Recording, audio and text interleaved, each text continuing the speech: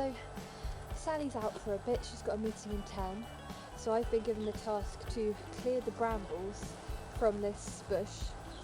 The bush is mostly brambles, there's very little actual regular bush left, and what's left is pretty dead. So as I'm pulling the brambles, all of the living stuff, everything is coming with it as well. So, but that's cool because I'm armed. But you know, it's plants. They've got little spikes, but how bad can it be?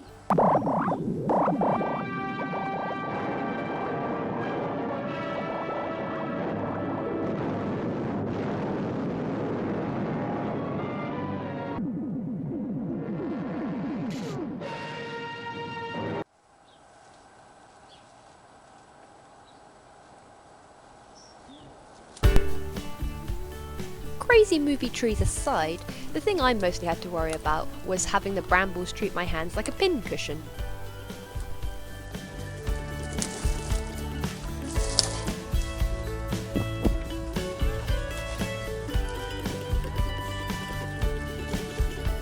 This brings us to one of the most important predicaments when woofing: what to bring. You should be provided with all the appropriate tools and safety gear when asked to complete a task. But there are a few things that you should bring along, just in case.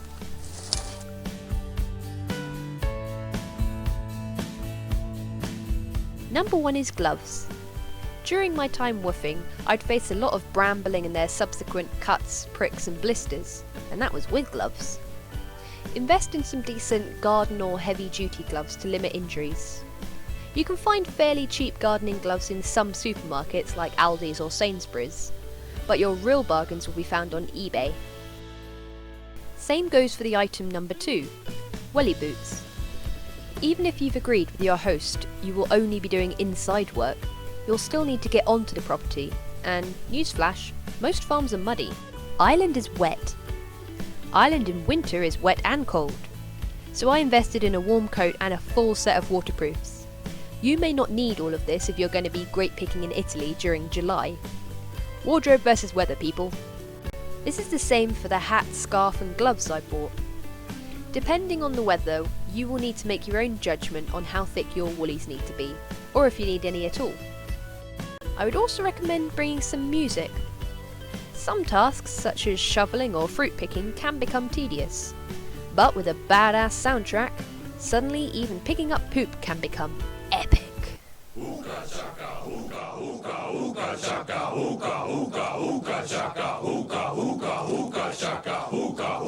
I can't stop this feeling deep inside of me.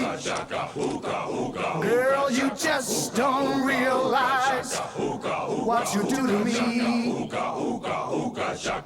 When you hold me in your arms so tight, you let me know everything's alright.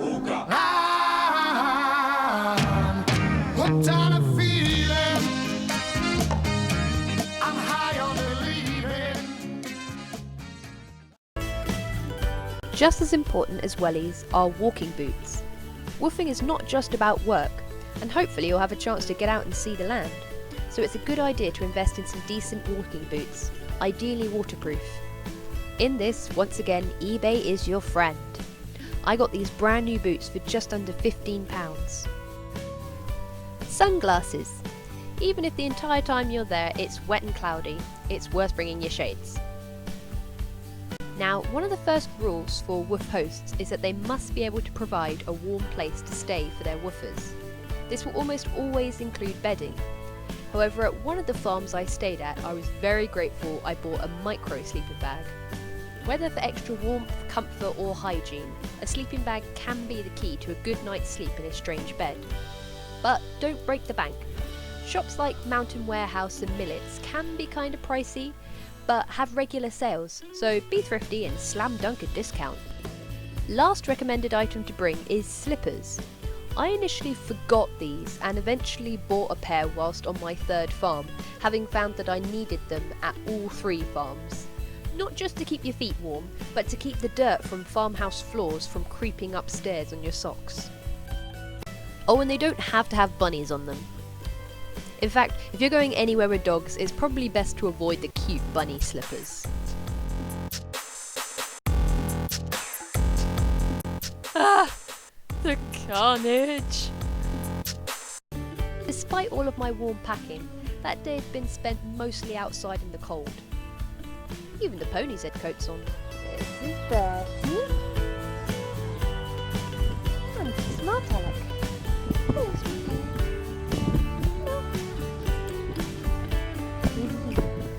Though there was some dispute over who looked more fabulous. what you? Very good. Don't fight, you two. I was grateful that evening to get in and be greeted by a hot soup dinner, tea, a roaring fire, and at least 3 cats all trying to sit on my lap at once.